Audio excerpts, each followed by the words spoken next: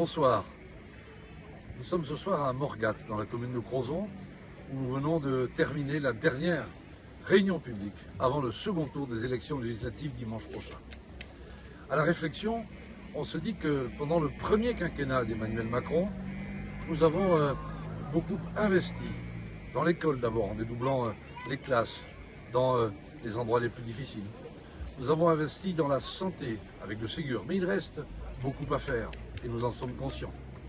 Nous avons également renforcé nos armées, nos services de police et de gendarmerie pour garantir la sécurité intérieure et extérieure.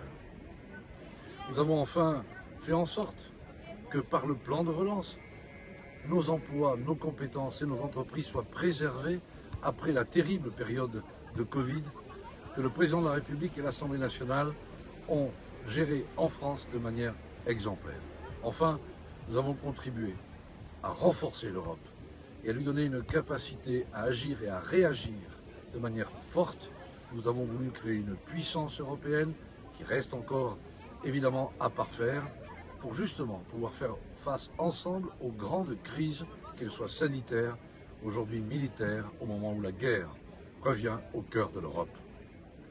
Pour ma part, et au-delà de cet aspect national des choses, je me suis toujours battu pour à la fois travailler avec toutes et tous, indépendamment des opinions politiques, avec les élus dans les communes, dans le département, avec les entreprises, avec les associations, avec les syndicats, pour que ensemble nous trouvions des réponses concrètes aux questions qui se posaient, pour qu'ensemble nous puissions bâtir des solutions.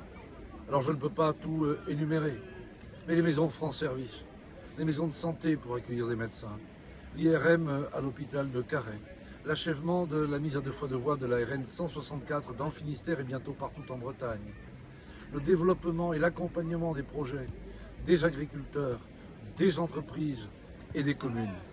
Tout cela, nous l'avons fait ensemble pendant 5 ans.